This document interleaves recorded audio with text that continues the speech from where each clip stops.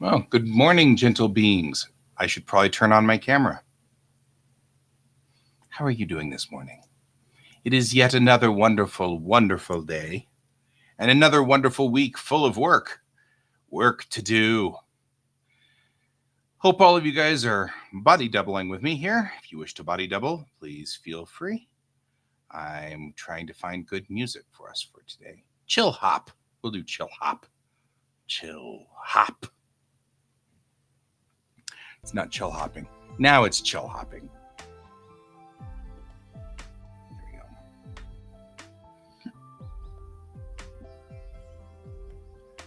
All right. Gentle beings, welcome to the show. Those of you who are joining me, like a Brent. How are you doing this morning, Brent?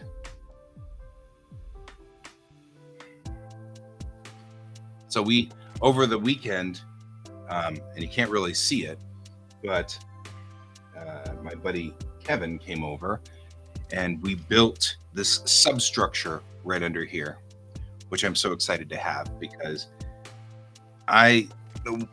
we rebuilt this office. You have to get beat. It doesn't sound good. We rebuilt the office, and we've been working on the office from time to time during COVID. We put in these bookshelves, and then at some point we put in. What we did was we had these. Price is law, man. Price is law.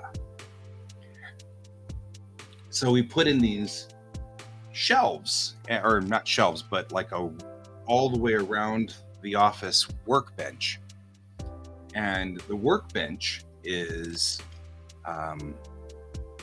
it's all these doors. There were all these doors in our garage. Hopped over to YouTube. There were all these doors in our garage when we moved in, so they were taken off of closets and things like that in the house. And so I took all those doors and we just put braces under them and bolted them to the wall. So we have these doors that go all the way around as tables, which is great because the doorknobs have these holes where all of like the cables for my PC go down the doorknobs underneath, and then they can be underneath here and run underneath there and everything like that. So it was really cool. But originally my PC was right there, and my kid kept coming up behind me and startling me, and I hate being startled. And he didn't mean to. It wasn't intentional. He wasn't doing it on purpose. In fact, he looked pretty shocked every time he did, because it makes me genuinely uncomfortable. So I moved my PC to this end of the workbench, and I'm going to make all of that workbench over there drawing and work desk and places to build things and stuff like that. And we're going to work on that in a minute here in this next couple of weeks, because because somewhere over there is also my sales tax license. I kind of need that for Wicked West. So one of the things we got to do is clean up that area anyway, so I can find my sales tax license so that I can put that into my cash box so that it goes with me to Wicked West. But I moved to the end of this workbench, which is right here, so that I liked having my bookshelf behind me. I think it looks nice. You see a lot of books. Some of these, like this, my Calvin and Hobbes collection here. And obviously, all of my how to draw books are here. Art books are down here. These are all comics up here. It all makes logical sense. But at the edge here, all I have is this triangle about this big of space to run my mouse. And no place for my keyboard at all, right? Because here's my drawing monitor, here's monitor 1, and here's monitor 2, and I stacked them on top of each other with this piece of wood with an L brace that my PC is holding down over there so that it doesn't topple this way. A huge piece of wood that it's sitting on over there. So anyway, I built this and then I couldn't operate. So over here was my keyboard, but it was sitting on this rack of shelves. And so I'd have to pick it up and put it here to type, and that was getting kind of unpleasant. So we built this little structure over the weekend, which has a spot over here with a hole cut in it so that I can put my drink down in the hole so that somebody, and I won't name any names, but we all know him and love him, and you see him every day at the show, can't knock over my drink, which is one of the things he likes to do. And right over here is where my mouse is. So I've got my mouse right here, and then my keyboard is here. Usually I put up what I'm writing right here, and then I type on my keyboard, and I can look outside, and we've got a park right across the street here, and it's a lovely, wonderful view. And the mountains you can kind of see back there. And I love this. This is a great view right here. And so I've got it set up so that now I can type here and I can watch the view and type and see what I'm typing right here. And then whenever I'm working, and whenever I'm working, I can then have my keyboard to my left hand, my mouse to the right hand, and then my pen right here, which means that both of my steering devices are to my right, and then I've got my hotkey capability to my left. So it works really well. When George gets thirsty, a cup has to die. But he also knocks over my drink. So now we have a cup holder effectively built into my PC station here. But I'm all excited. This is day 1 of this new PC station. It actually works really nicely. I've got like the ability to have my hotkeys to my left. I've got my other stuff over here. My pen is now like in a spot. I actually might put, this sticks up just a little bit here. I might double stick that down there and then just put my pen there. Oh, look at that. Then it's not in the way of anybody. I like that.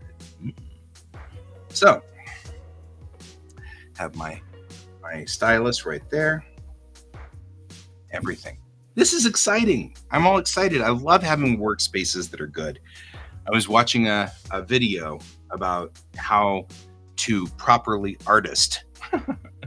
Not necessarily in that way.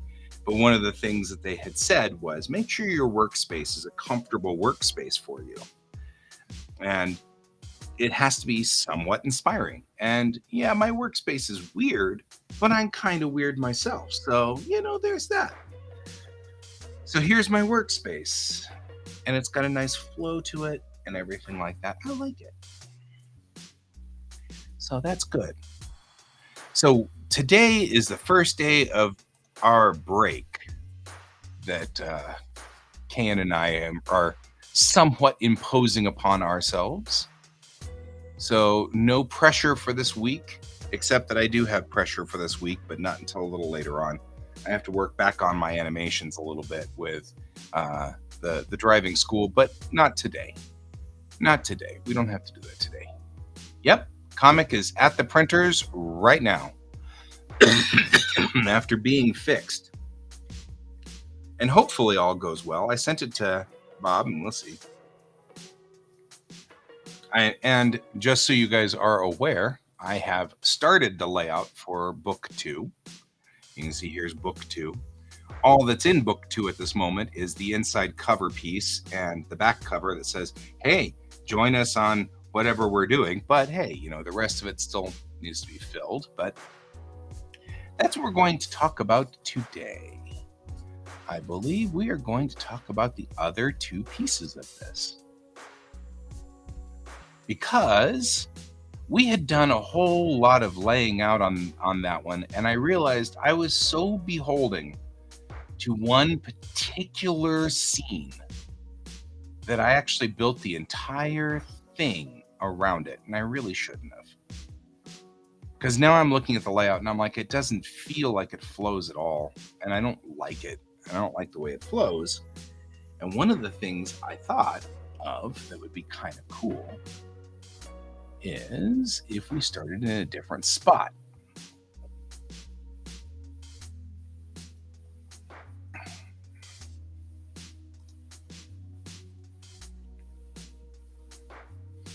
All right.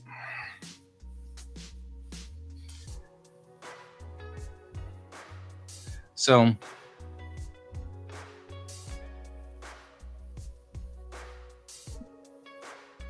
let's just think it out. Right?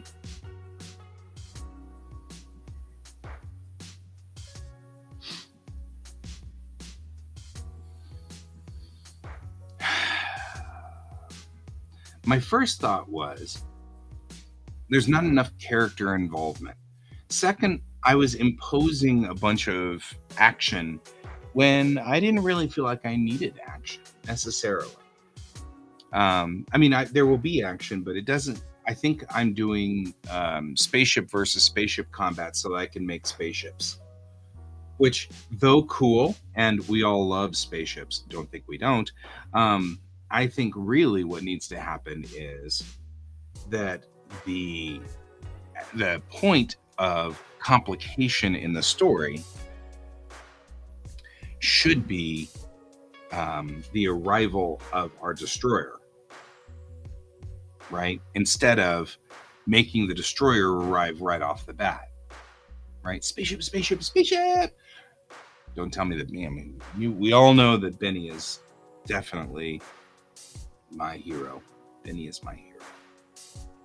So one of the things I thought was, well, what would, and there's like a couple of plot holes that I felt like I didn't really address very well. One, the planet is in really lousy shape.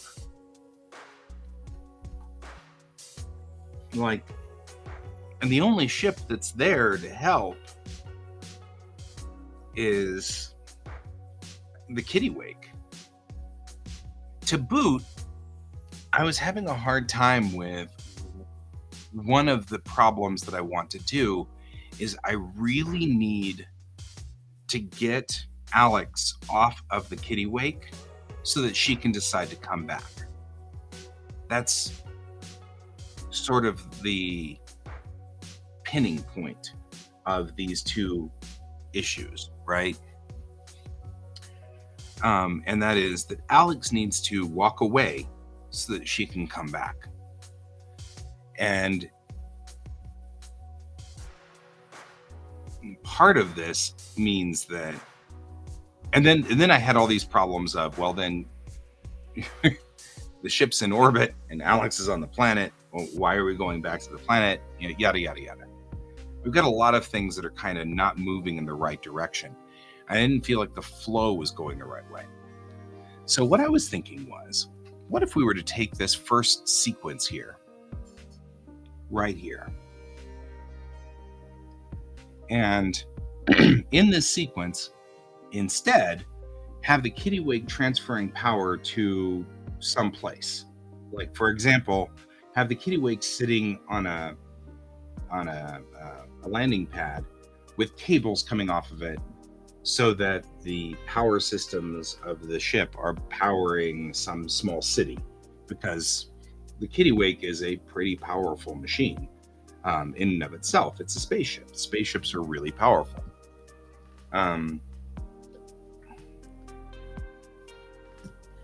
It allows us a couple of things. One, it allows us to reiterate something that's very important, which is Moment is is one of the only planets in that we've found that's oxygen nitrogen, right?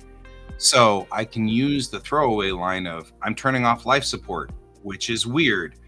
Usually I wouldn't do that. However, I can because we can just open the windows, so to speak, right? Something you normally wouldn't do on a planet that has, whatever, nitrous oxide as your whatever. So that's one.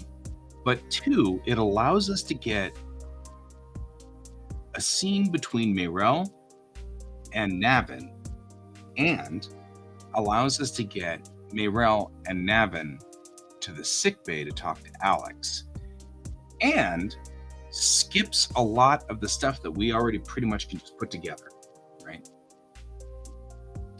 So, talking about Mirel and Navin, we're going to go up here into this section of this.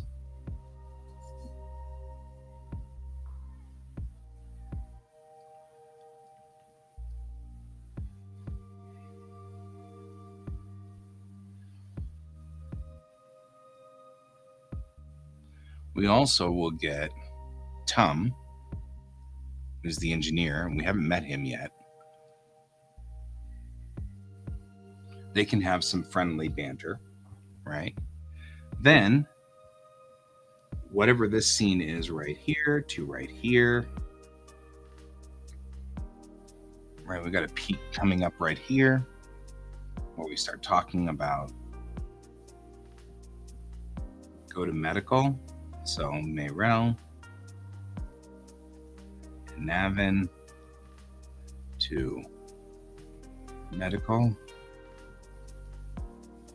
right? And that's that scene. This scene right here. And then we'll move down here. And this is Mirel, Navin, Chang,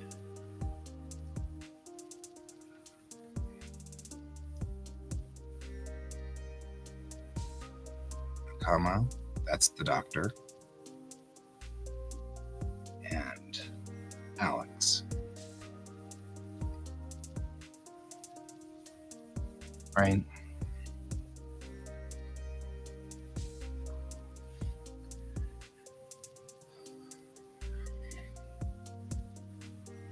So we can talk about the translator.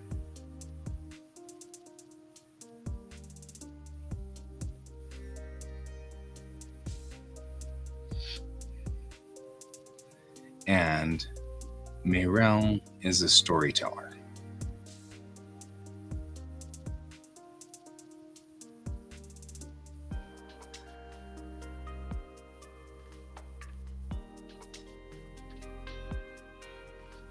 And this is important because one of the things we're not establishing is what's so special about the Deistati and why are they an interesting and different race. So in other words, where's my Spock and how do I explain that our Spock is Vulcan, right?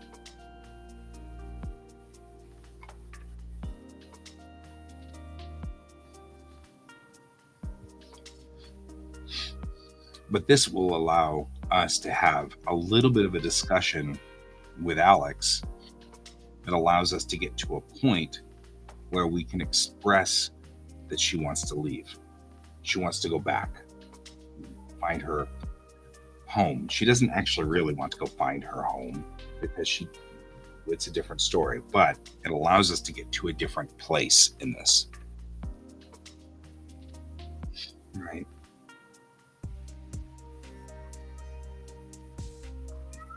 What? You saying something? Did you want something? Did you need something? Yeah. Does it say you want to come over here and get scritches?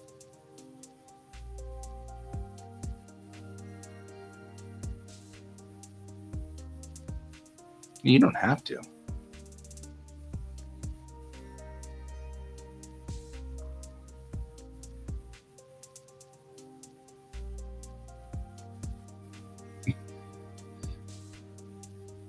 I was about to say, yeah, you can come over here. Oh, what a cat.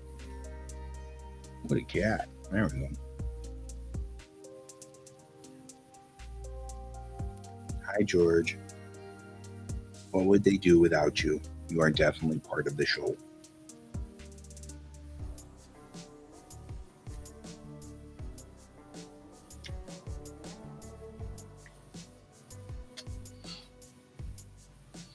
Scratch your chin. You do just chin scritches. Oh, yeah. You like chin scritches, don't you? It's funny. He's not as big of a chin scritchy cat. He never really has been. But he is a tummy scritchy cat, which is funny. Like, not even the bear trap tummy scritchy. He likes tummy scritches. That was your dad's name. Hi, Ron. It's actually, Ron, that's something you and I have in common, because that was also my dad's name. Although he went by Mike, but that was his name too. He was George Mike Davis. And so, but we named this one George because of the infamous Bugs Bunny cartoon where, you know, I will hug him and squeeze him and call him George. And so that's where his name comes from, is the hug him and squeeze him part.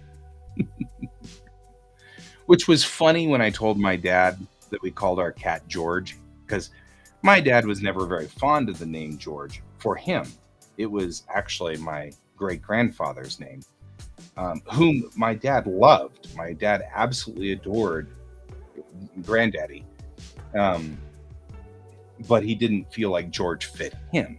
And I think that was part of it, was that, you know, he admired Granddaddy so much that he didn't feel like he deserved the name George. But it was still pretty funny when I told him that we named our cat George. He was like, why would you name your cat George? So, and he's a good cat. He's a kind of a doofus, but he's a good doofus. He knocks over water anywhere. So,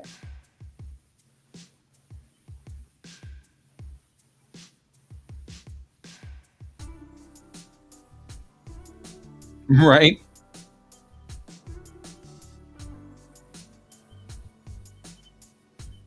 That makes sense.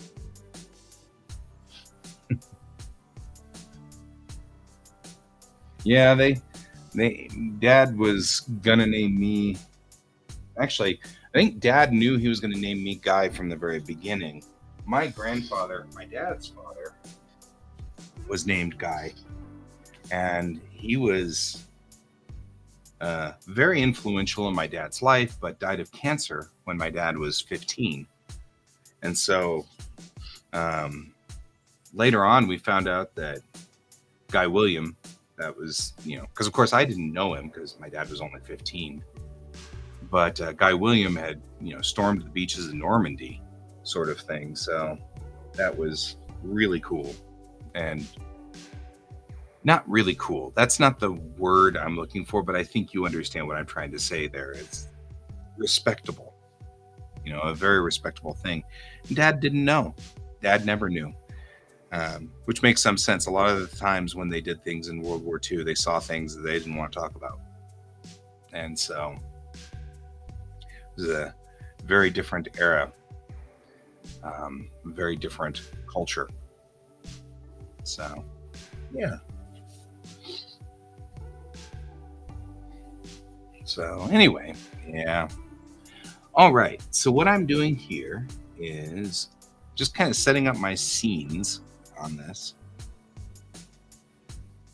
So, Ron, I had done already the scene setup for these. I think it's. I don't know if you'll find it as interesting as I often do. The writing process that I have gravitated to. I used to do my comic scripts in like a prose format, like in Word, and then, you know, write them out like a comic script and then apply them. But I have recently found more that I enjoy more with this, where I've got a visual layout and then I sort of whittle in the scenes. So like knowing where we are on this on the layout of the entire book so that it comes together really well, and the X's indicate splash pages. So it's very regimented in manga to have a splash page every 16 pages, or if you're running a 23 page or 24 page comic, then every 12 pages. And it's because in Japan, they'll release one half of an issue every week, month, depending on how those Shonen Jump books are done. And the Shonen Jump books are these like telephone book sized things that are actually printed on really bad paper. Um, but they're really thick, and they'll have like 12 or 13 different stories running at the same time. And these jump books then would have each one of these stories broken down, and you'd get part one and then part two next week or next month, and then you get part three and part four, and it just keep going until the story was complete. So following in that footstep, I like the way that that sort of puts a pause in the middle of the story, so like a little bit of a coda, and it just stops it for a second and then lets the story continue forward. So because of that, I sort of visually want to see, that I've got a stop point here and a stop point here. So I'll roll to the story to the stop point there. So, all right. But looking at this now, and I'm looking at my build-up, because this is the next build-up. I want to, yeah, and it's a fascinating thing how it's evolved in my head. Like, I'm older now, and it's interesting looking back on how I used to do these, because I've still got all my old scripts in here and everything like that. And it's interesting to me to look back at the way I used to do these stories, and how much I was like, "Oh, I made it so hard for myself. I didn't need to make it this difficult." Trying to get the kind of the structure that I wanted. So we were just, it was just because we were talking about this. We were talking about storytelling on Saturday, and how storytelling works, and the interesting ways that people tell a story. And I like the fact that one of the things that Kat's been talking about is how manga has cues that they use to tell a story. That includes even the way that the panels are laid out and stuff like that will tell how the story works. So, okay, so this is an important piece here, but I need to make the transition here to a new scene, because I need to now have some kind of problem that's going to brew at this point in time to pull our crew away. Because at this point in time, we've got this like lull in the story on my arc, and then it has to build back up to right there. So we're going to build back up through this. Yeah. Oh, man.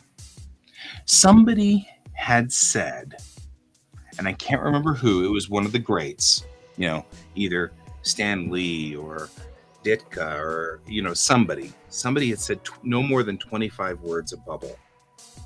And I remember that as a like hard and fast rule for me. And then I try not to put more than 3 bubbles in a panel. And then I try also not to build too many panels in a page. And that makes it easier for me, only because that makes it sort of oh man, I've got to kill some words here, and that's, I totally get that.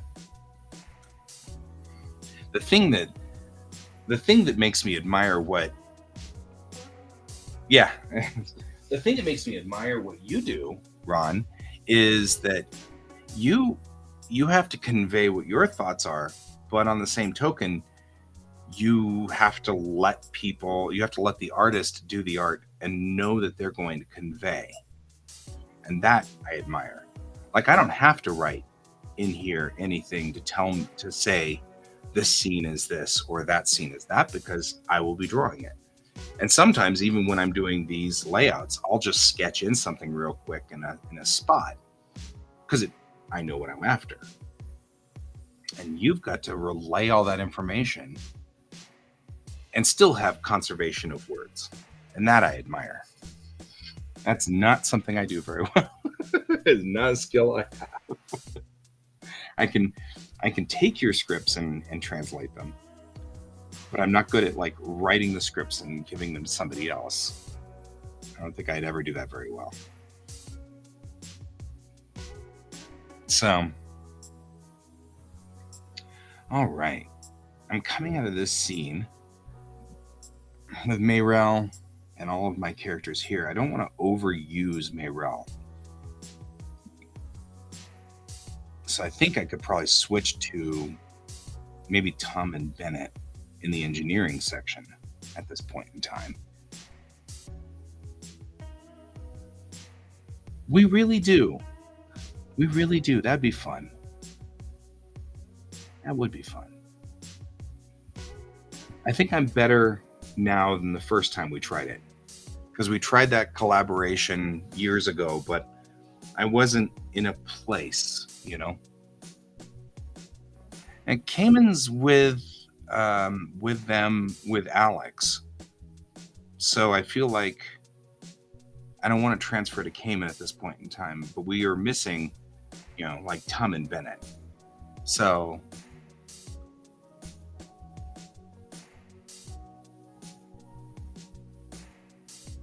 because I feel like if I can go to the engineering section, we can talk about the plot. Because like there's a real plot going on in this episode, so we probably should talk about the plot maybe somewhere. So, what if we put Tom and Bennett engineering,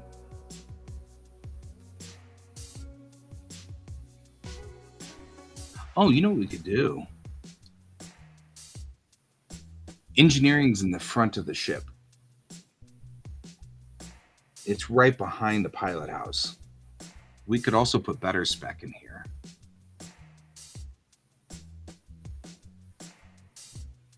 And we could talk about gravity anomalies and the weirdness that Better Spec is seeing.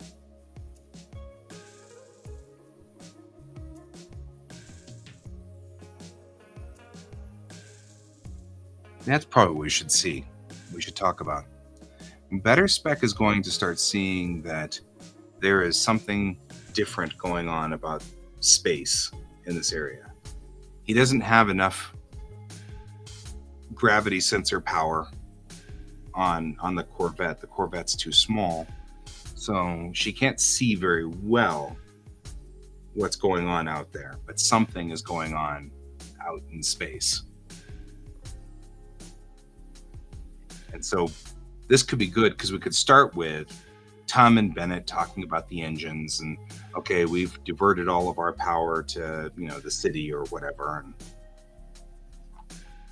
and get some good time between those two characters, because Bennett and Tom are probably the most irascible characters that I've got. They're not very military. And so having the two of them together could make for a jovial kind of fun scene. So we can go with that for a little bit there. And then Better Spec coming in, Better Spec being that gunny sergeant, and he's already grumpy and cranky anyway. It's a good combination. It's a good foil for those two, because they'll be irascible and he'll be like, oh, I hate you people. You know, like, can't you guys be military just for once? It's all right. See you later, Ron. Thanks for joining me.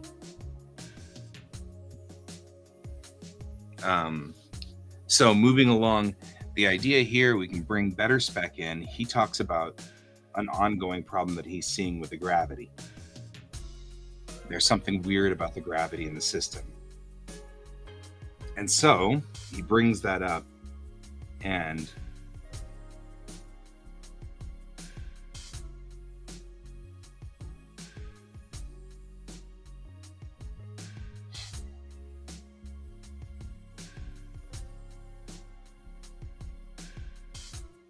trying to think of how I want to do this, because I've got really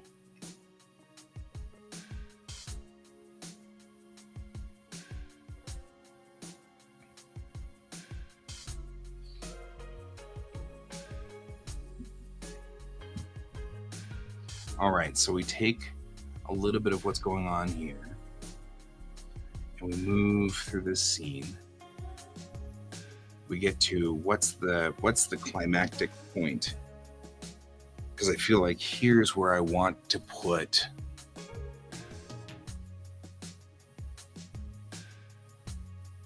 so here's the stop. Here's where I'm at the stopping point.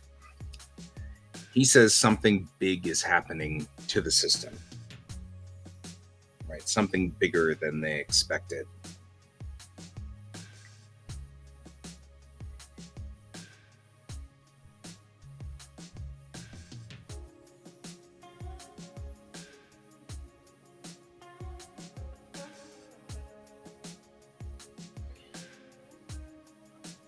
But I don't want to put it into the situation where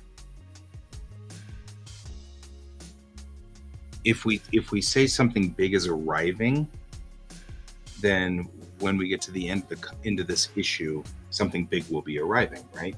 The destroyer will be arriving. We'll go on ahead and let that be the climax of issue 2. That's the complication.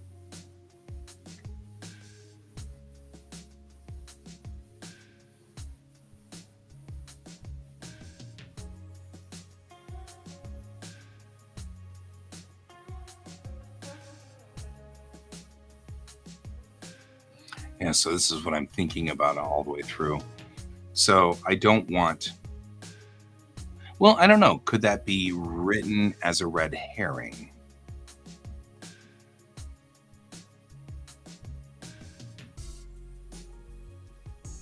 Maybe it is.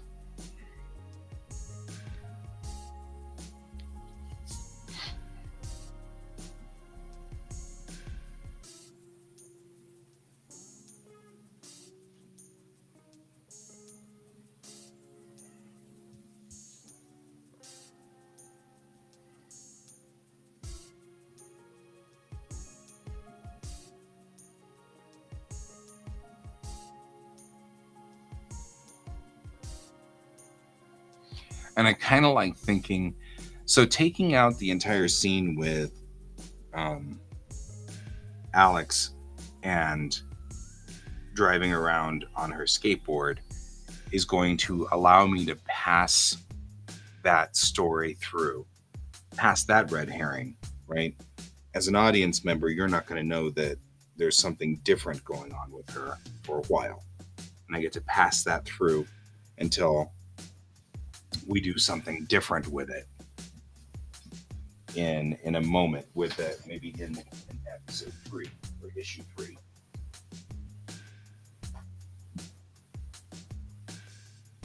Which, by the way, we're going to do issue 2 and 3 pretty much at the same time, so that all the scenes will be ready to go all at the same time. It's actually how I did the champion, when I did the champion, which was a Tamerlane episode. I did that, so that way. Anyway, so here's what we're going to do. Okay, so we're going to come through to here. Better Spec says something to the effect of, no, this is bigger than anything I've ever seen. This is different. There's something different going on, and I can't tell what, but it's something big, right? So maybe something bigger.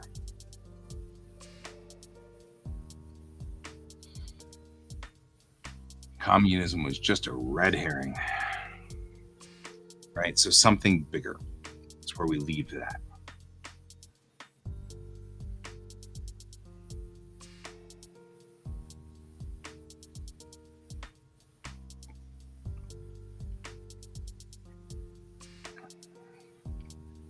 That's what Better Spec is saying. Something bigger is happening.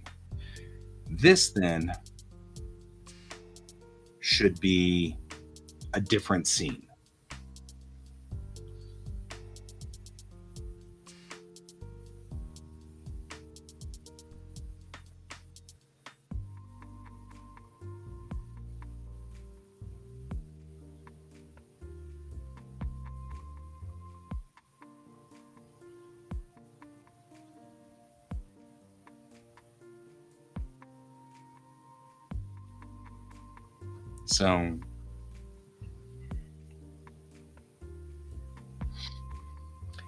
So like looking at this scene here, I feel like we should move down a little bit, like in time. And I really think that this should be, a mess hall scene, a shower scene, one of those scenes where they're just in between. And, one of the characters is talking to the other characters and saying, probably to Chang. It probably should be to Chang. So it's Chang and somebody, and the character is like, hey, have you, what was the resolution with Alex? And she's, she's going to leave. Okay, are you sure you want to let her leave? And, a life scene, something in between.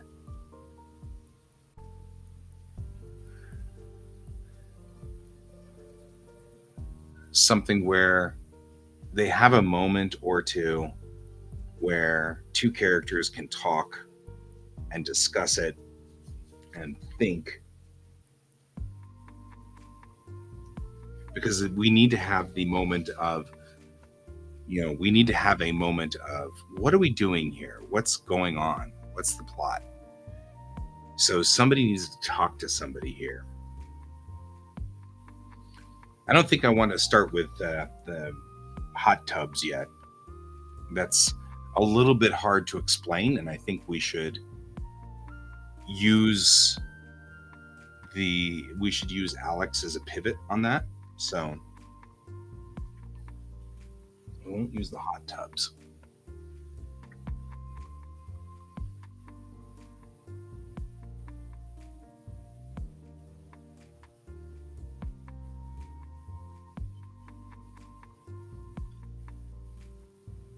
So yeah, kind of thinking about what do we have as far as a life scene goes.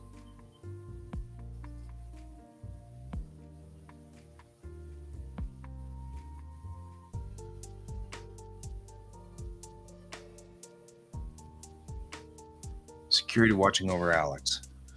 Maybe. You're going somewhere else, and I like this. I don't know if I like it. I like that you're going somewhere else. So let's keep working this one. So the security is watching over Alex. We only have 8 Marines total. So it's not there's not that many grunts really. Or one could argue that we have 1 CO and 7 grunts. But either way.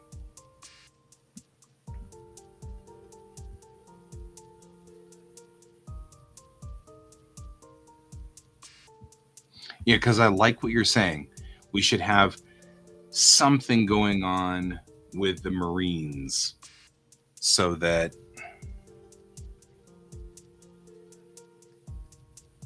we really haven't established our Marines, have we? We did. We established our Marines. Start to a joke.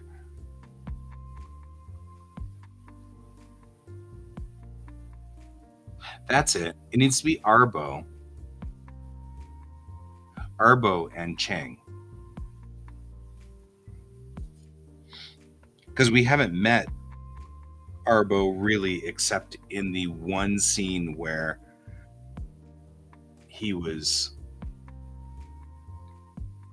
No, it can be Arbo and Mayrel. Because you can start with, hey, that was some fancy flying for a Navy guy. You know what I mean? Like a little bit of inter-service sparkiness. That'd be good because we can sort of start that with, by the way, you got some pretty fancy flying for, for a Navy brat, and she can say something like, I thought you would have made some comment about me being Deastati. And he'd be like, no, I don't care. You know what I mean? Sort of reinforcing one of the other things that we'd said before, which is the spacers don't care, just the dusters. The dusters care, but the spacers don't. That's not bad. I like where we're going here. I don't know where these two are, but I like where we're going. So Arbo is the lieutenant in charge of the Marines. He's the Marine lieutenant.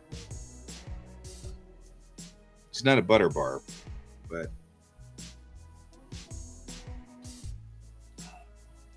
yeah, let's do that. Let's do coming in here, Lieutenant Arbo and Mayrel.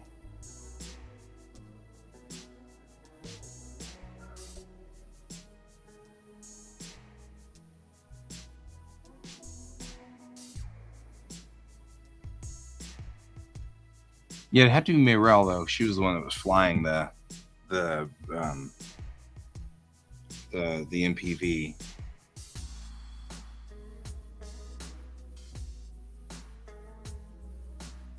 Yeah.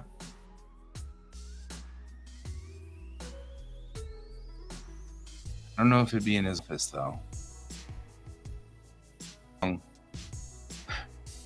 I'm having a hard time just because I really, really, really see these guys in the shower.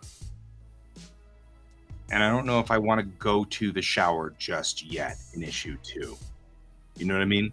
Like, that's pretty soon to start doing that. And guess what? There's nudity. It's a little early for that. So I'm having a hard time with this one here. I'm like, do I want to go here or not? Could be mess. Could be mess. Yeah. It's a little early for shower scenes, so mess hall is probably better. Yeah, well, that's the whole point, is that they are so comfortable at this point. Well, yeah, but they still have to clean up. But maybe they're on the ground, so the loading ramp is down. So they're on the ground. The kittywake's on the ground with the loading ramp down. They don't need to take the princess. They don't need to take the MPV. No, I think the mess hall's probably fine.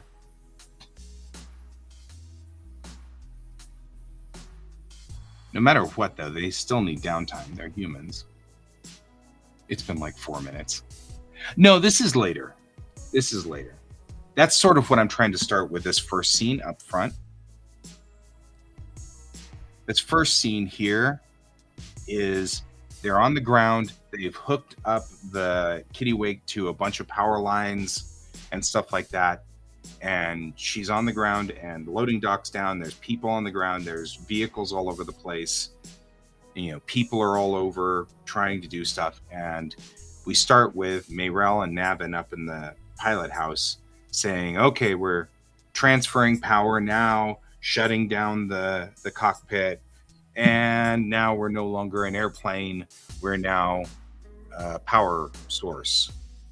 And then that's when Tum says, we're a reactor, and he goes through and makes some kind of joke about, but technically we're a reactor, and, and something like that. And so cute little banter between the three of them. They're trying to help. That was a plot hole that I was trying to fix, was exactly what you're talking about. It's a disaster on this planet. So what are they doing to help the disaster effort? And so I think then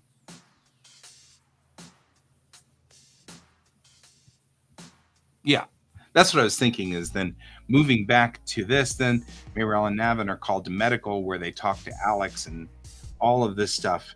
And then at the end, Alex is like, "Do I have to stay here?" And no, of course not. You can leave at any time. Well, then I want to leave. And so they say, okay. And that's the end of that.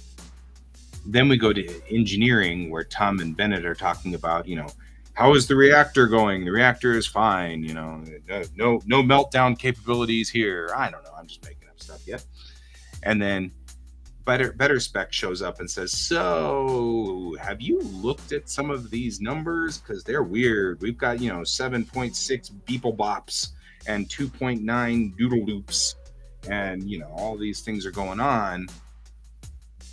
He says something's happening, and then, well, yeah, I mean, like the entire planet just moved. Yeah, well, no, I mean more than that. Something like that. Sort of thing. Something bigger is happening. Sort of thing. So then that heads there. Now we go to Lieutenant Arbo and Mayrel in the mess, right? And Arbo says, "Hey, good flying for a Marine or for a Navy dude, for a squid, for a squid." And she's like, "Thanks."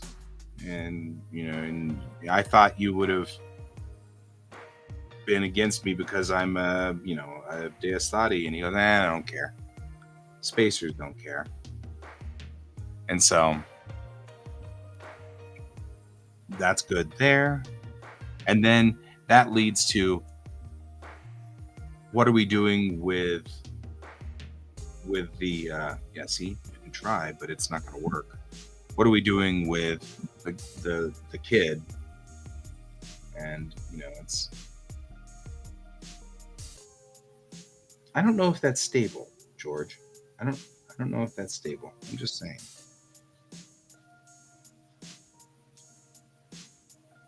But now we have proven that it holds 1 metric George. And then what are we going to do with the kid? She's going to leave. You think that's safe? This is good because that'll also allow me to say she's over the age. Right? As long as you do my people well, it doesn't really matter.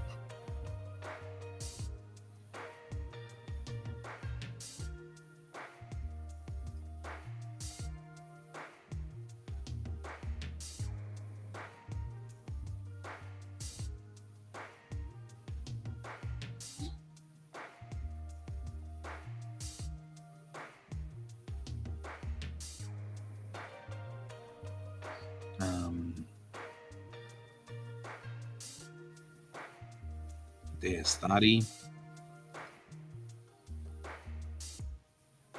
Yeah, what are we doing with her? And then it's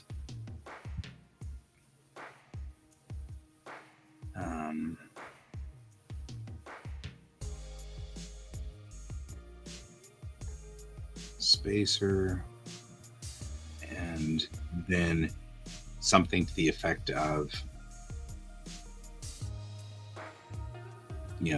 you are our family now.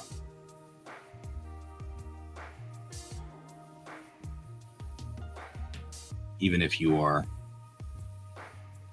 Navy.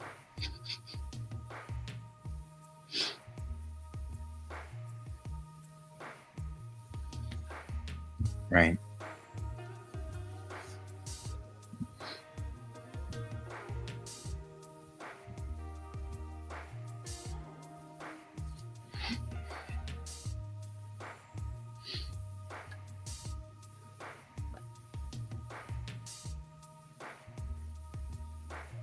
I like that. I like the. It's that it instantly sets up that dynamic of, I can beat you up because I'm your brother, but no one else can beat you up. You know what I mean? Like that dynamic right there. That sort of, I get to pick on you because you're Navy and not a Marine, but no one else gets to pick on you, sort of thing.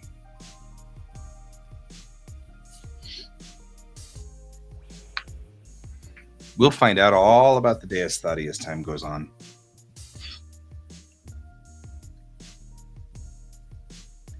So let's talk about the kid.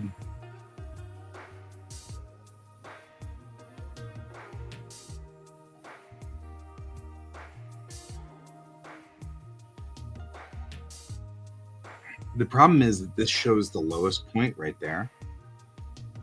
And I really want to try to respect this pattern. And this isn't a very low point. So what we need to start with is not that. We need to leave on that. This is something we need to leave this scene.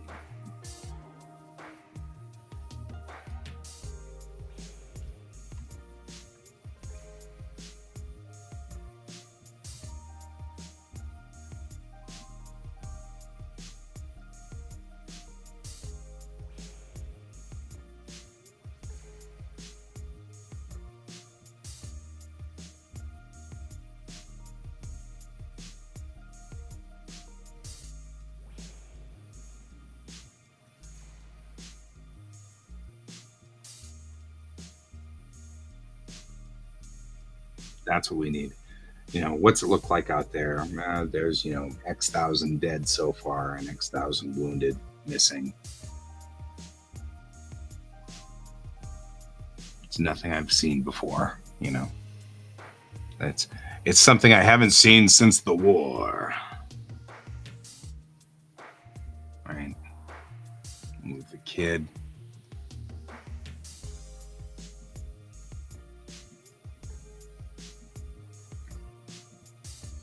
There we go.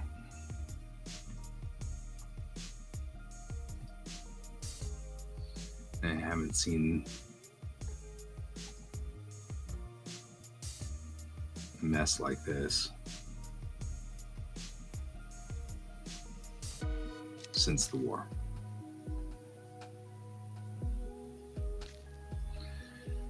Because our Marine is a war veteran of a war that took place that has resolved prior to this, just like in Star Trek. When I did Tamerlane, Arbo had been part of the Klingon War. And so Arbo is still Arbo, and so he's still a war vet. He participated in wars prior to our story. We just moved the war over. So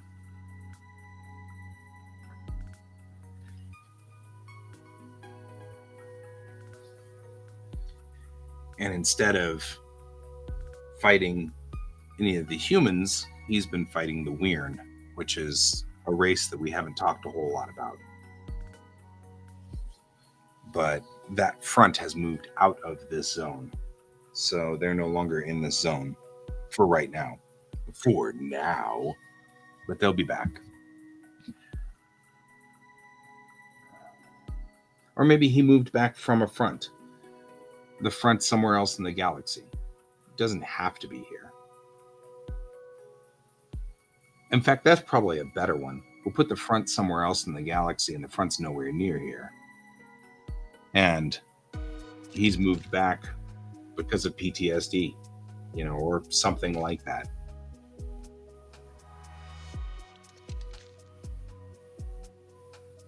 Poor kid.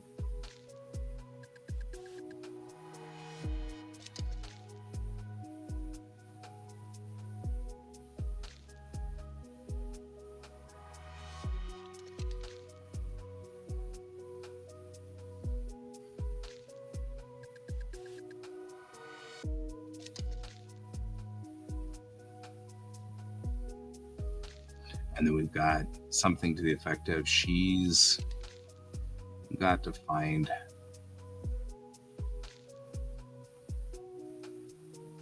what's left of her story.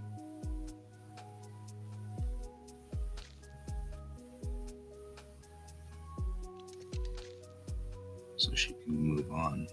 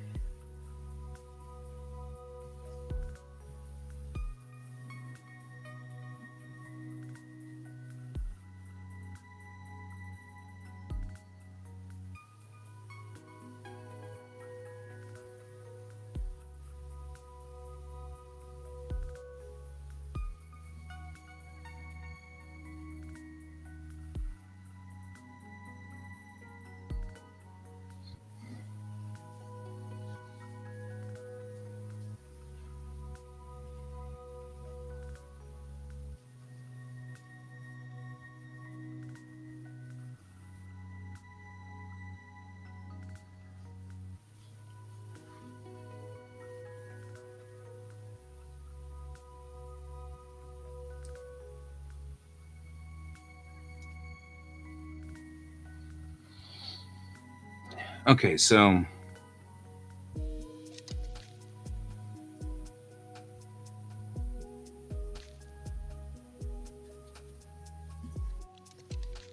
that gives us a little bit of a reprieve.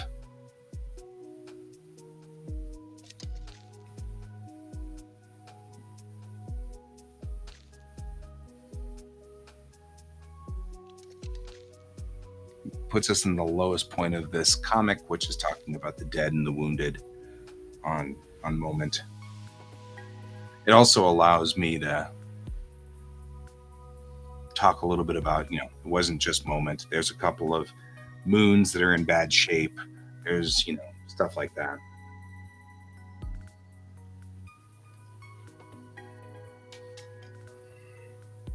And I heard the skipper has called in, reinforcements from the, 470th garrison or whatever, so that there's some talk about what's going on because skippers brought stuff in.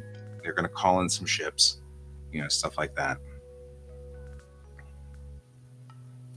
But I also like the idea that with those coming in, it's a little bit more stressful.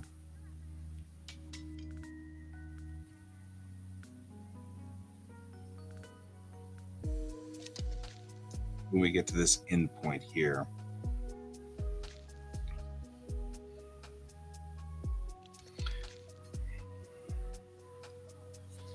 Because, signal, sir. That's just the ships from the garrison.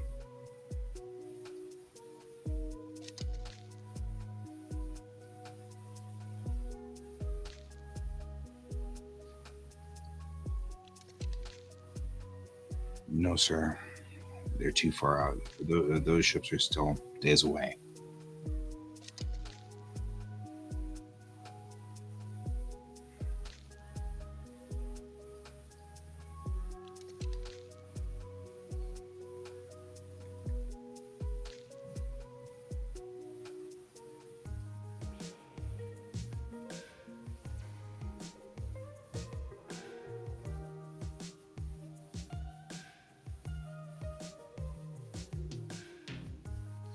There we go.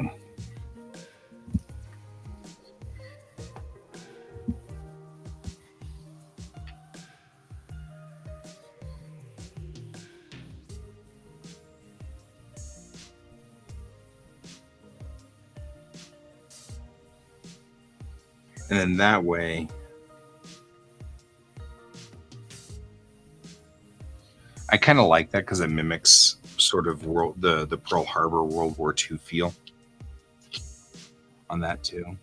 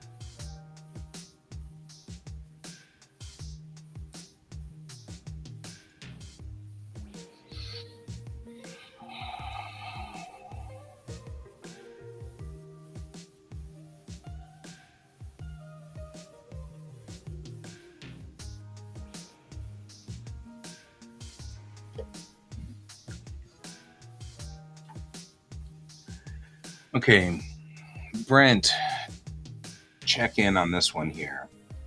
We are coming out of this. Is it? If I had Alex walk down the ramp, walk out into the rubble, sit down, and start crying. Would that be weird? Would that be too early? Would you read that as like just epically crushed by what's going on?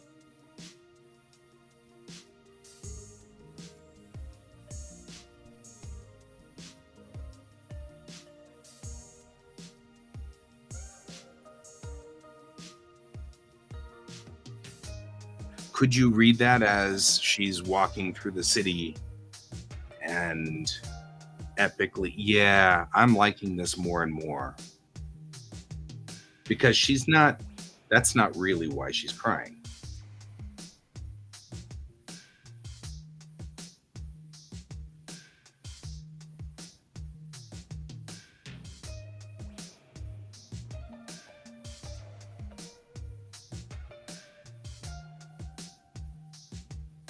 She's really upset because all of this happened because of her. But that won't read that way. Yeah, I'm liking this a little bit better.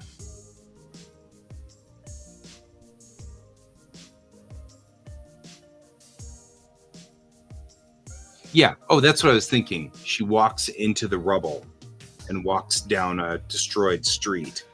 She walks down, and she's looking at all the buildings around her, and she sees all of the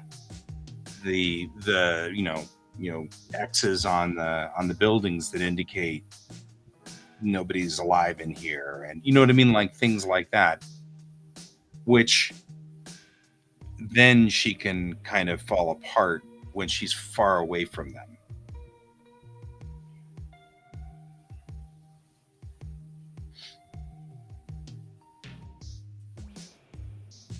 Yeah, I like that.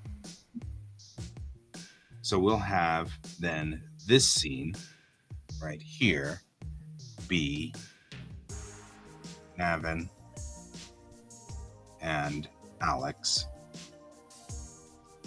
Goodbye.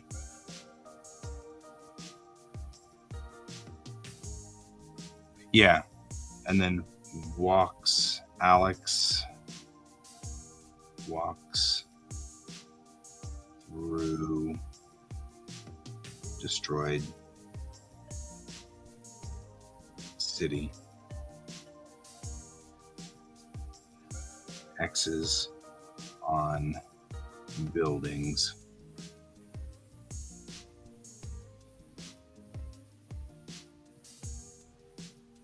This is a lot for a teenage kid. I mean, this is a lot. And she's loaded up with more than just this. There's more going on here. Oof. Right? So there's more things we are worried about here. More stuff is going on.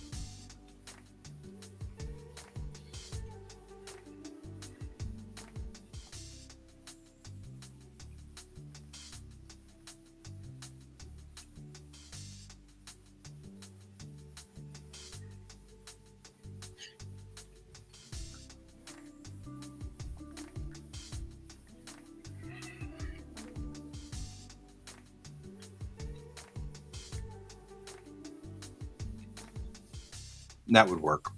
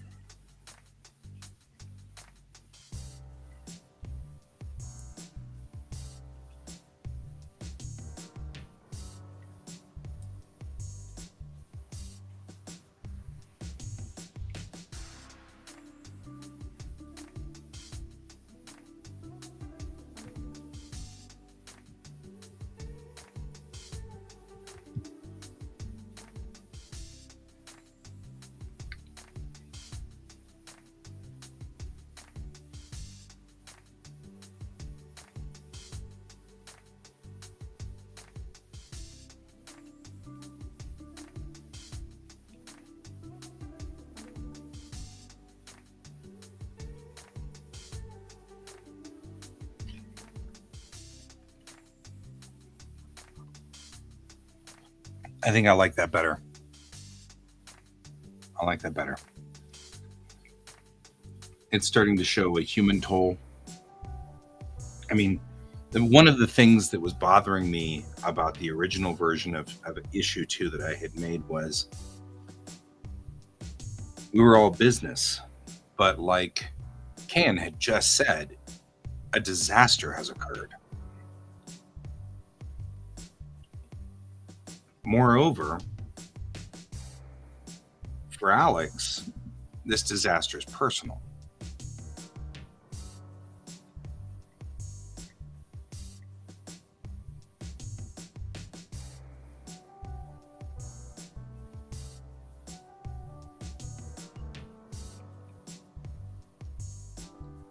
Mhm. I like this better. It also allows me to introduce the cat in a different way.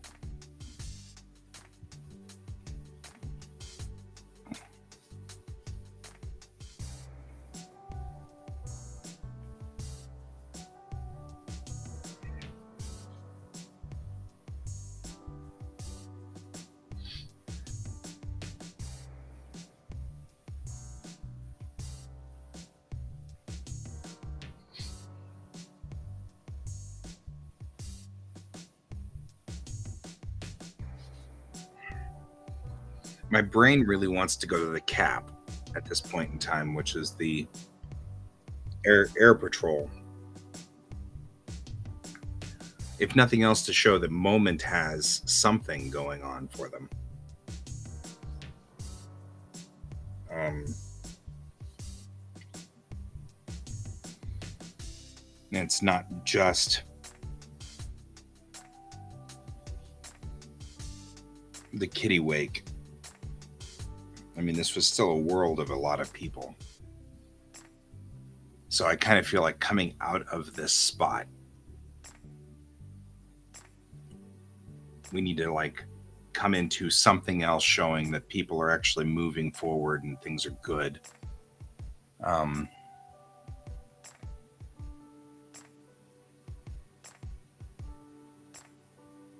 oh, that's an interesting idea.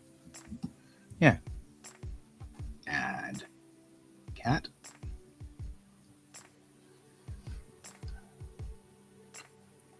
Okay, so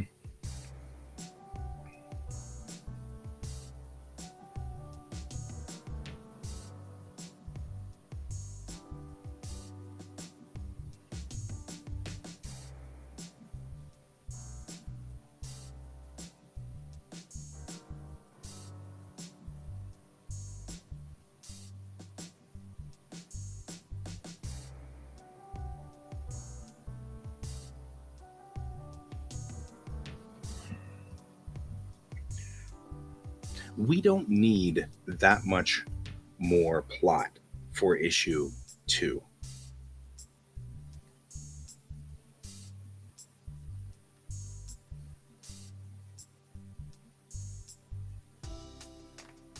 Um,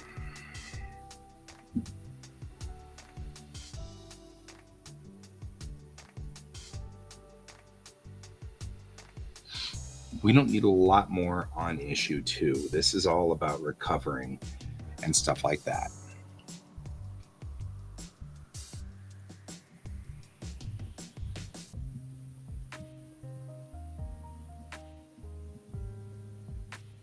It must walk through a wall.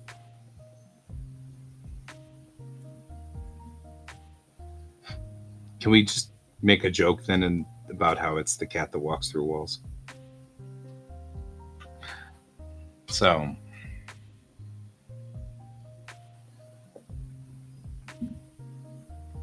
going to switch to the cap.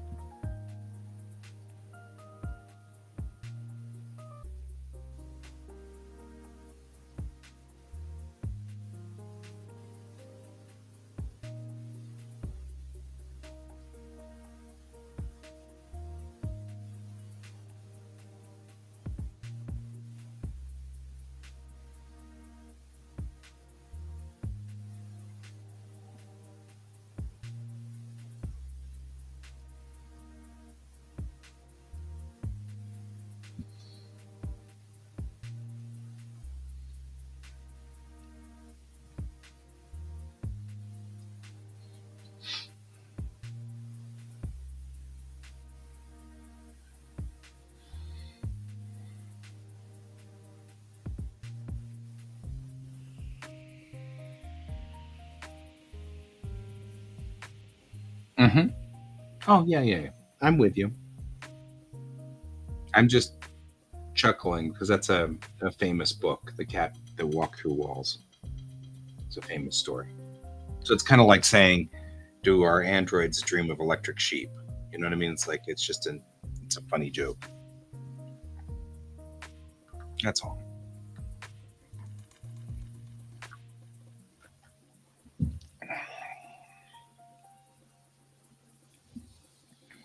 That's what I was thinking too. Was or like here.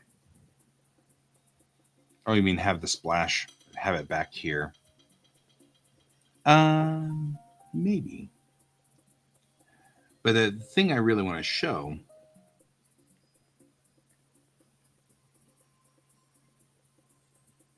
is people getting rescued. You know.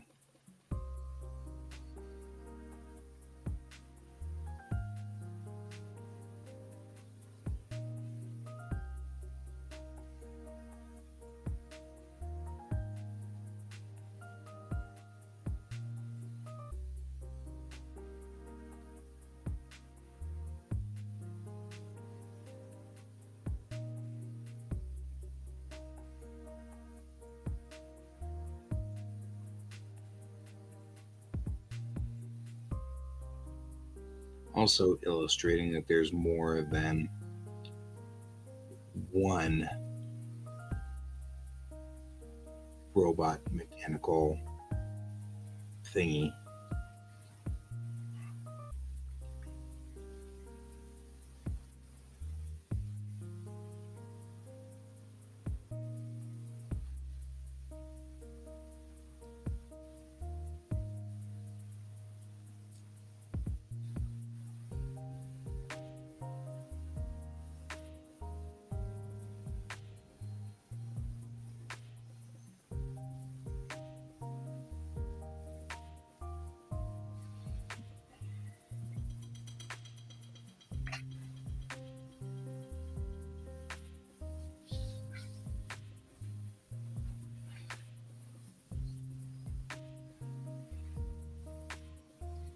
There's so one of the big influences that I have, of course, is Macross, and there was a there's a scene after the Macross has folded to Pluto and is on its way back from Pluto, where they're inside the SDF-1 and they've hollowed out an area and they're building all the buildings in there to make Macross City. And it just shows, the mecha putting things together and huge, construction vehicles and things like that. And I just love the idea that there are some construction vehicles that are, you know, quad-legged, grabbing things and picking up buildings and moving stuff around. Um, so I want to sort of show that we're trying to get stuff back online here, you know.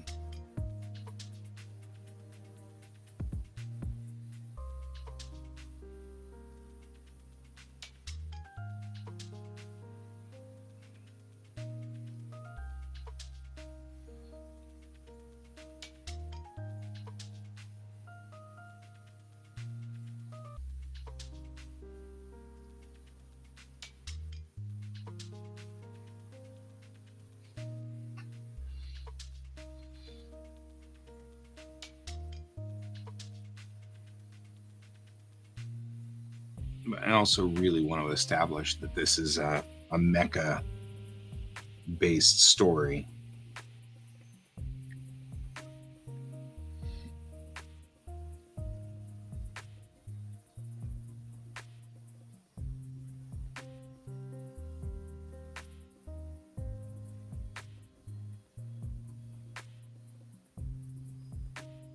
You know,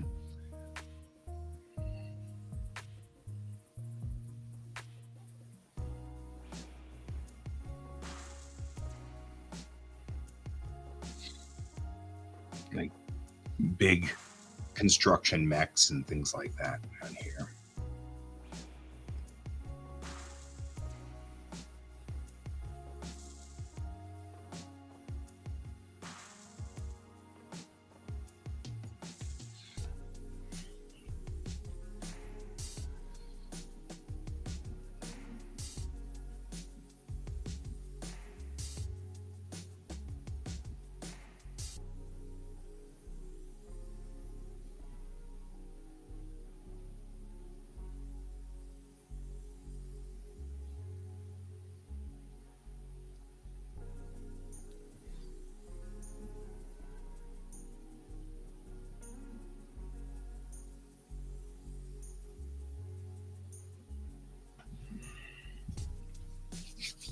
All right. We've come a long way here on this idea and the story. Let's save as. And we're going to do where? Where are we going to put it? Does anybody know? Nobody knows. Nobody knows. It's all good.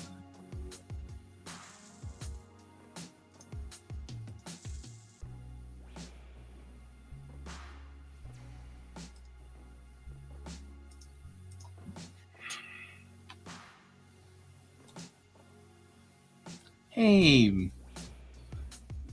Village Idiot. I like the name. How you doing? Welcome to the stream, for better or for worse.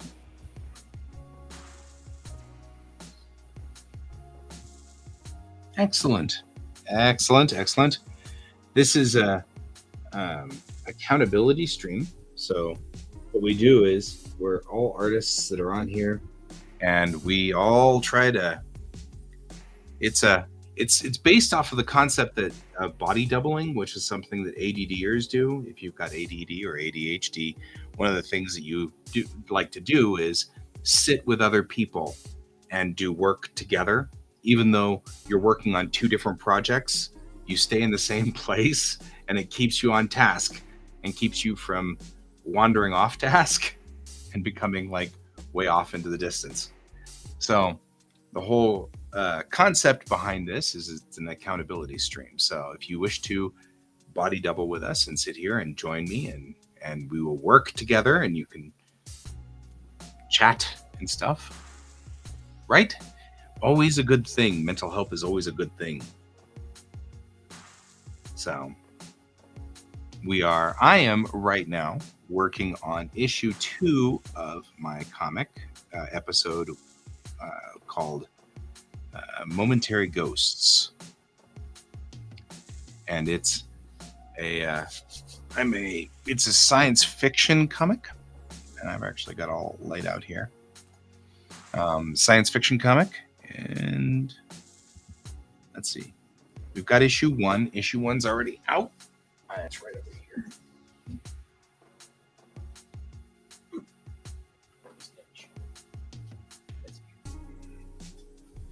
So issue 1 has already been printed, and that's it right here. And so we're working on issue 2. So that's what we're after at the moment. Plotting out issue 2. I already know where the story was going to go. It's a 3-issue episode, so there's 3 issues to it. Issue 3 is pretty solid. I'm okay with issue 3. It's issue 2 that was not, I wasn't happy with it. But we had to send something off to the printer, which is what we call an omake. It's a secondary story, so they're side stories, and they went off to the printer this morning, well, last night. So they're at the printer today, getting printed, and that's what we're after here. So I'm going to go on ahead and get issue 2 and 3 ready to go so that the whole episode fits really nicely. And then we will get moving, and then that'll put this entire issue out, or this entire episode out. So that's what we're after. There are 3 comics already for this that are printed. Well, there are 2 printed. There will be a third when the third one comes back from the printer in a few days. And so that's kind of cool. We'll be getting there. So that's where we are. So tell us about you a little bit. Are you an artist? Do you do art? Do you game? Both of which are really awesome. Do you not game? That's also awesome. What's your story?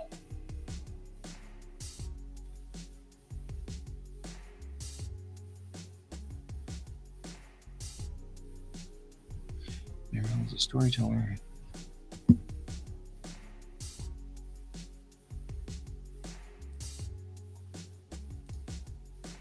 And I did not, in fact, check today's setup.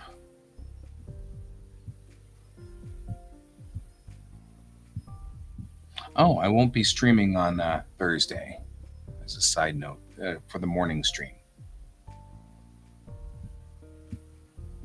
Because I've got to go see a doctor. Who's important to know?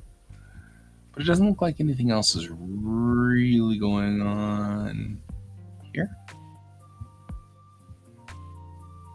Except that yesterday was Sensei's birthday. I forgot to mention Sensei's birthday. Yesterday was so chaotic.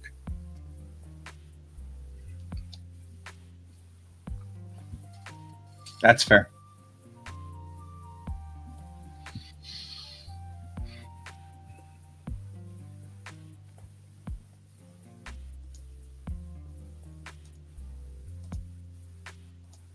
So,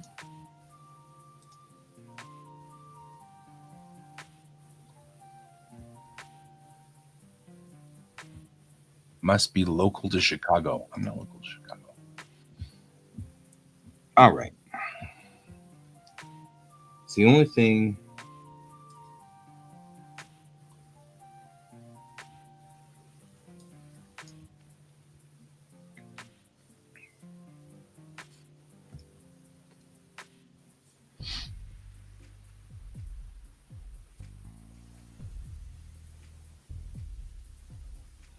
I actually am going to rearrange these back to where they were.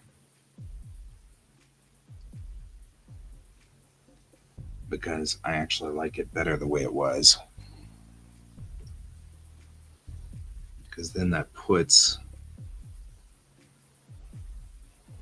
I don't know what I'm doing here. I like the poor kid putting it. No, why did you do that? Why did you do that? Don't do that. Like the poor kid being sort of the end of the scene. It makes for a good transition, right? So, you made it! Hey, cat.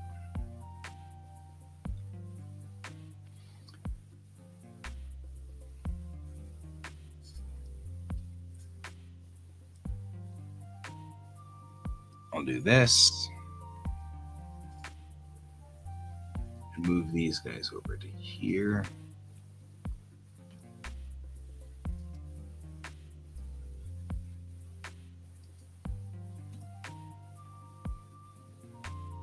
This is important.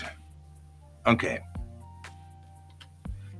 So now the way that this scene plays out is Arbo and Mirel are here in the mess. Arbo comes in and says, "Hey, nice flying." And, he goes, "Well, for a Navy person." And then she's like, "I thought that you'd be making some snarky comment about me being Deastati." And he says, "You're family now, even if you are Navy." Whatever, like that kind of thing. And then she appreciates that. And she says, "Well, what's it look like out there?" And he says, "Well, there's, X thousand dead so far with X thousand wounded and X thousand missing." And he says, "I haven't seen anything like this since the war." Makes some sense. And then she says, "Yeah, there's that kid, the survivor." And he says, "Yeah, poor kid. What's she going to do?" And that's when Mayrel says, "Well, she's got to find what's left of her story so she can move on." Oh, hey, 3D animation's pretty cool, though. That's sort of where I was when I left college. I started in 2D animation, and then it evolved out to 3D animation. And I was like, okay, that's fair. Weird, but fair.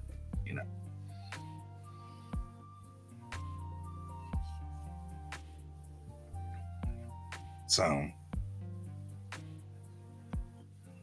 right, moving out of this scene then. She can move on. Then Nav and Alex say goodbye to each other on the loading dock. This is where Navin gives Alex the replicator so that she can have food and stuff like that. And maybe one more You're very strange that you don't know these things, sort of commentary. And then I saw one once when I was younger. But, and then we go through the scene. Alex is walking through all the buildings. There's no survivors. Things are really lousy. It's horrible. It's crushing. And then she starts to cry. And then that cuts that scene. Then we move to the cap. And the cap's moving around. You can see people being rescued. Yep, I agree. Cat's not wrong. I think that 3D animators should know 2D animation techniques. Even if it's things like push pull, squash, stretch, that kind of stuff. Those techniques are extremely useful. No, she doesn't have her skateboard. Not anymore. She could print one. But she doesn't have her skateboard at this point. Not anymore. I mean, she had that before, but she doesn't now.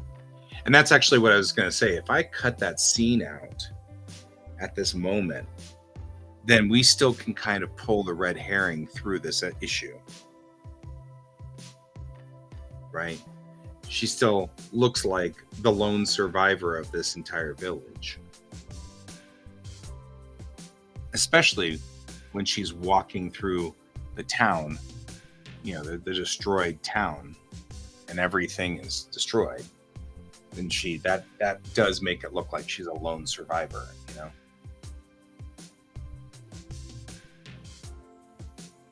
which works. I like pulling that red herring.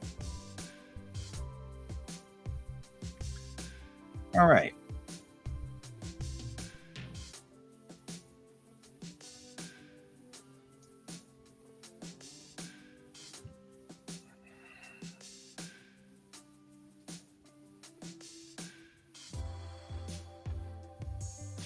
And I actually will give more space to that.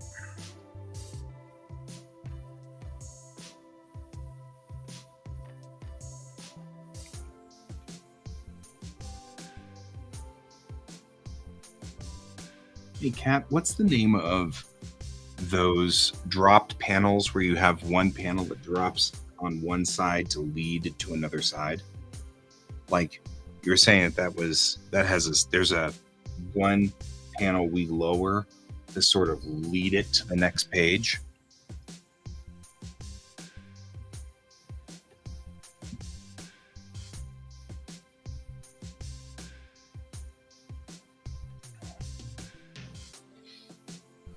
I remember us talking about that.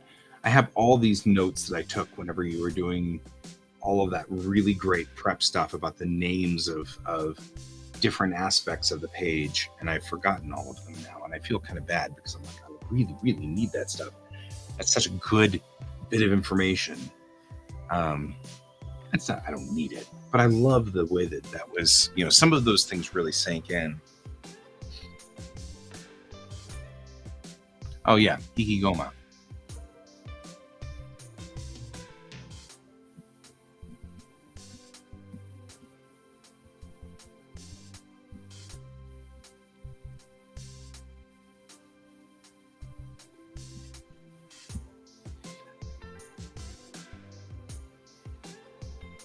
Thank you.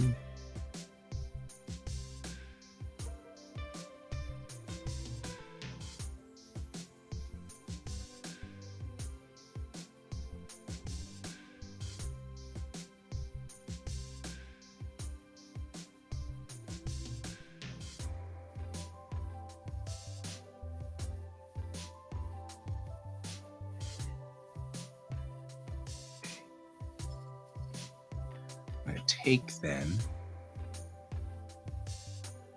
this and move it over here.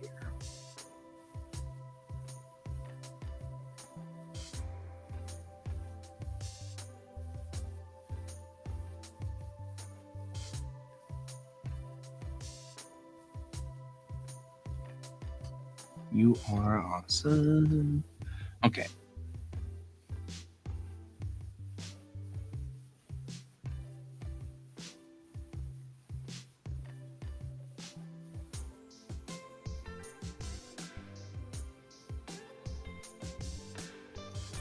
So, curiosity, Kat, do you know if hikigoma, if that hiki is to pull?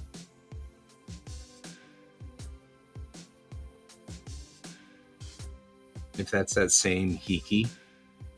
The Is it written with this kanji like that?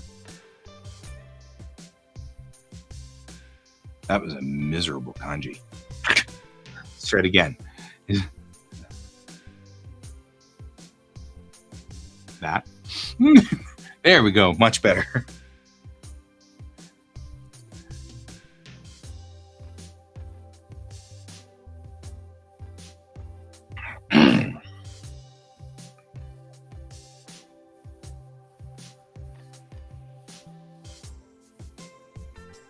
Yeah, hikigoma. Oh, the other direction. This direction. I knew that. It's been a long time since I've written that one. Yeah, hikigoma. To pull. I was curious. That's one of my favorite kanji because this kanji is bow. And that's like a bow, like a yumi. So when you're doing kyudo, that's the Q in kyudo, right? So that's bow. And to pull the bow is you put a line to indicate the bowstring. So you're pulling the bowstring back, right? So hiki, when we do practice pulls in kyudo, we're doing um, um, we're doing hiki practice, so it's pulling practice. I was just curious.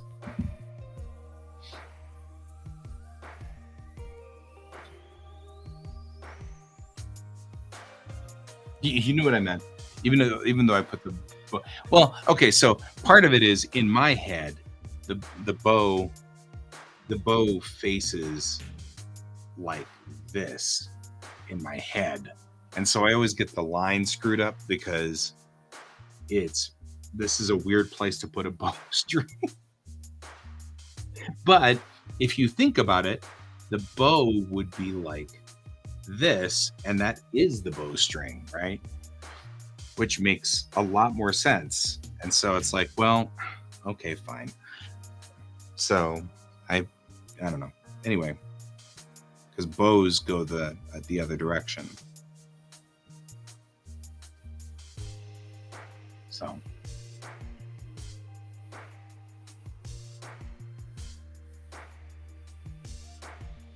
right.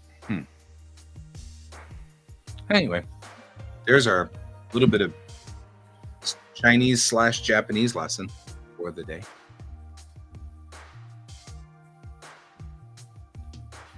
So, yep, you pull the bow.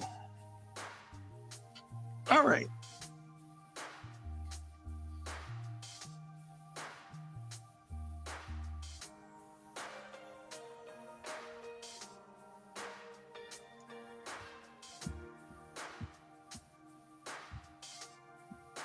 Okay, we got some vignettes of different things people being rescued to indicate that rescue is occurring.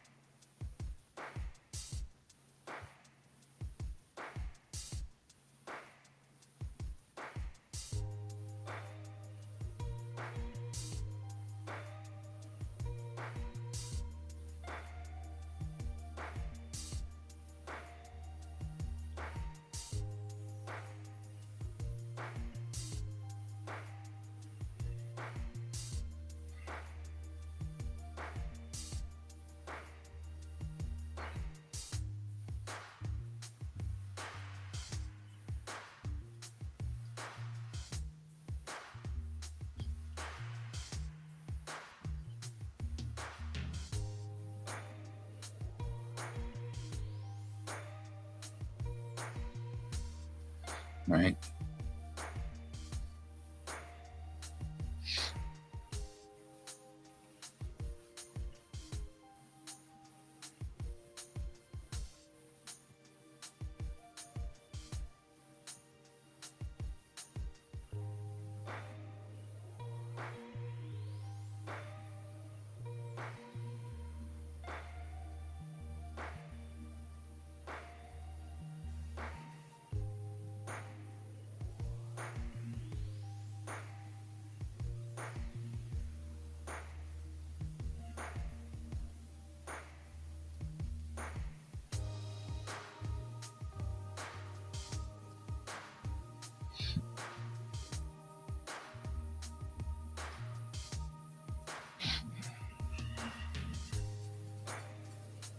Okay.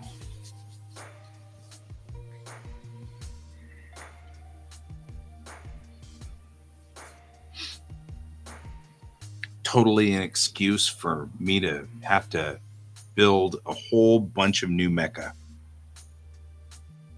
It's gonna be horrible.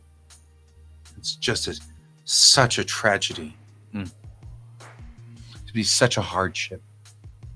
I get to build more mecha.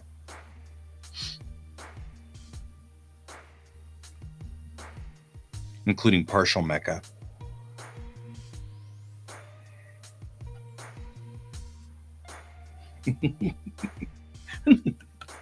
Like, it's gonna be so much fun. All these mecha. So,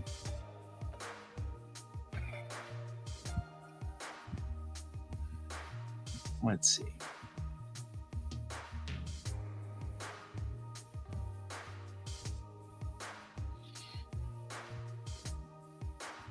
Yep.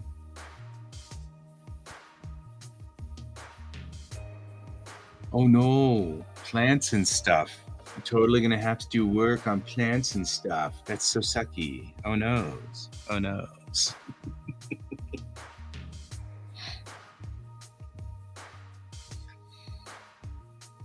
Yep. Definitely the guys on cap are gonna be used again because that's my space fighter. But I'm sure I will use you know, the.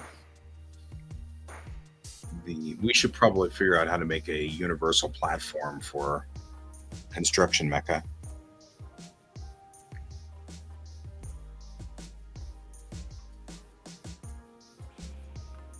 Oh no, I get to take a walk. Oh noes.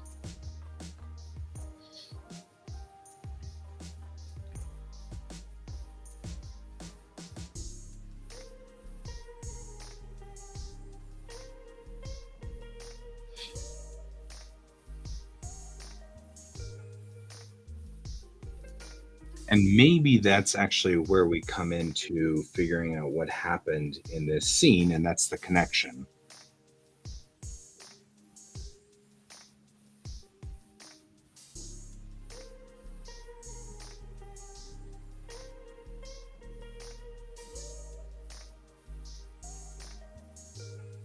Oh, it's gotta have legs. It's gotta have legs. It's mecha. It has to have legs.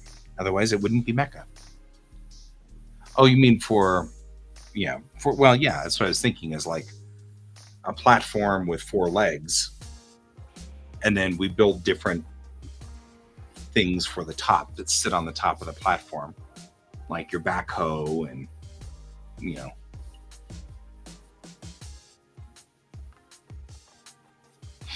things like that. I also think we can use the same type of legs that we just used for the MPV, which has wheels. So it rolls out there, and then the wheels are at the elbows, so then it just stretches the legs out and stands.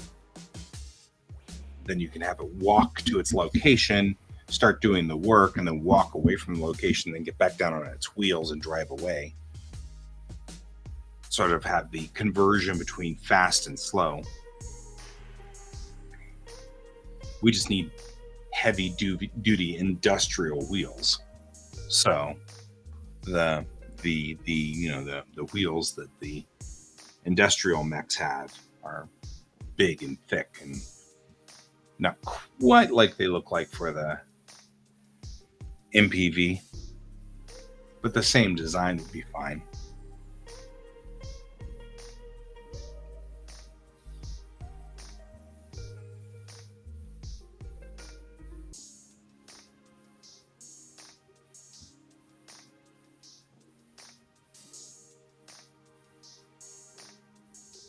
I also think like they should have really big feet that fold underneath. So these feet that all just like fold together underneath there so that it can walk with large feet.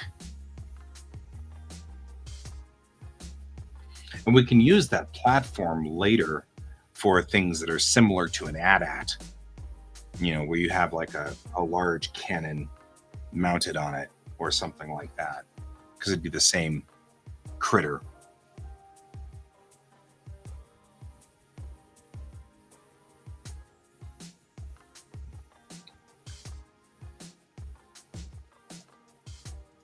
In fact, now that I've thought about this, I kind of want to design it before I forget it.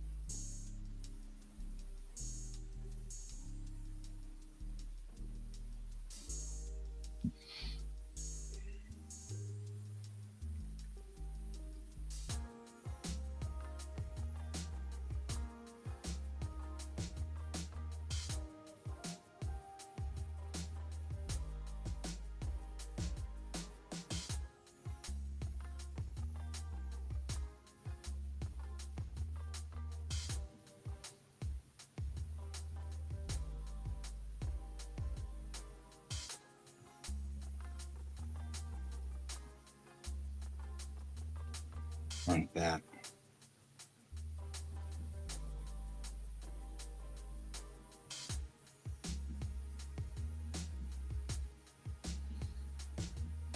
So that this way it comes up here and then this just sits like so. And that way it's got large feet because you want it to not sink into the ground. You don't want it to dig in, things like that. The MPV isn't as heavy. So the MPV doesn't need as big of feet to walk around on. And I'm aware and cognizant that isn't as heavy as a relative term, but still isn't as heavy. So yeah, I think that'd be better. Yeah, I like this plan. This is a good one.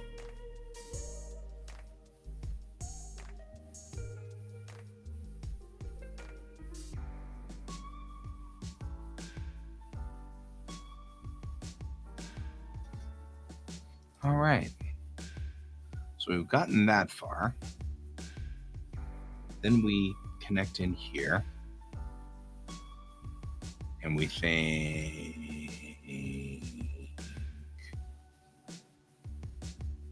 What do we think? Should be Chang and Senator.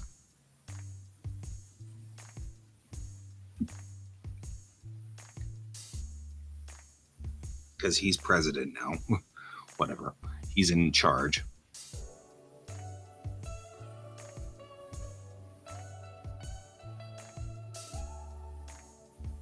Right.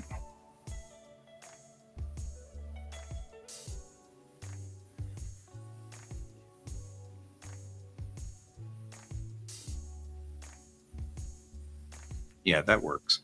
Because then we have Chang and the senator. The senator's in charge. And that ends to the scene where we now know that there's incoming Commonwealth destroyers. And that's the complication to the story. And there we go. I feel like that's a good rough. And that gives us a lot of what's going on here. And it got tight in the end, which is the way it should be. And the middle's pretty, and the beginning's pretty slow, building up.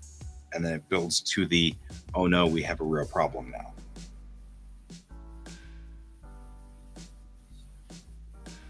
There we go. Nice. Nice.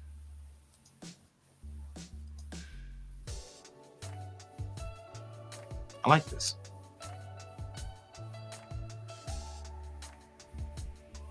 So that works. Cool. Oh. Ow.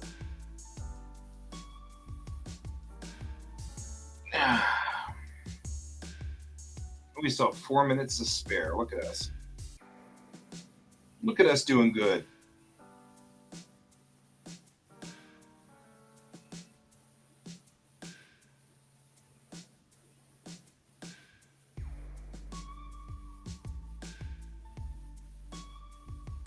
There we go.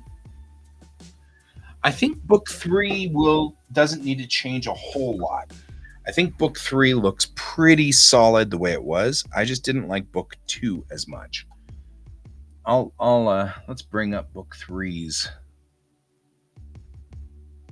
layout. Like, looking at issue 3 though, the only thing we now really need to change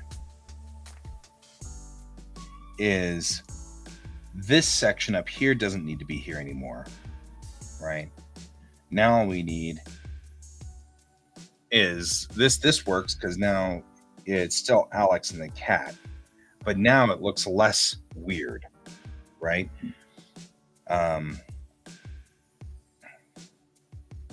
Because it's now she's been out there on the, it almost looks like now she's hallucinating. You know what I mean? Like she's been out there so long that she's hallucinating.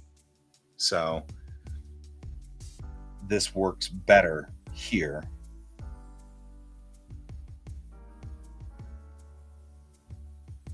And this becomes a little bit more, this section up here was where originally we had it set up as sort of Chang and Tum talking about, what can we do? There's nothing we can do because no matter which way we look at it, it's going to end up being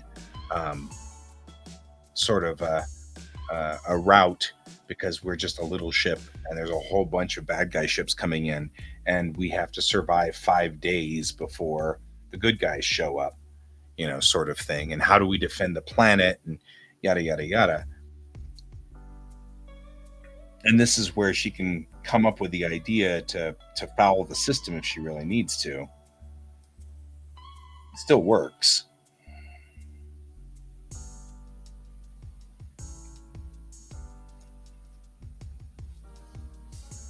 But I can be a little bit lighter about it now.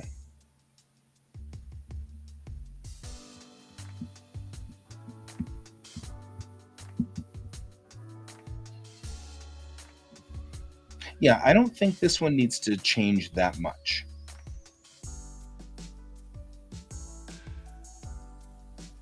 I think this chapter is fine. I mean, it needs to tighten up a little now, but that's it. And other than that, I think we're good. So I don't think I need to change 3 that much. It was really 2 that was bothering me because it felt like there wasn't enough human impact on the fact that Moment was completely thrashed, because Moment was really messed up. The entire planet moved. So there's a lot of people that are not doing well, So it's one of those, it'll take months, if not years, to rebuild this planet. And that was a human factor, you know what I mean? Like it felt like a real human problem that we weren't addressing. Now I feel like 2 is addressing that, and 3 isn't bad. I mean, like we're gonna have to go back in and kind of fix some pieces of 3, but I feel like it not as complicated as it used to be, which is good. So that works for me. Okay, well, it is now 11 o'clock. I am going to go get lunch. It was good to have you here. Thanks for joining me, Brent. Thanks for joining me, Kat. I always appreciate you guys. And I'm glad to have met you, the village idiot, for that moment that we had you here. It was good to have you on the show for just a few moments. I think Can never escaped the blankets, and I worry about him.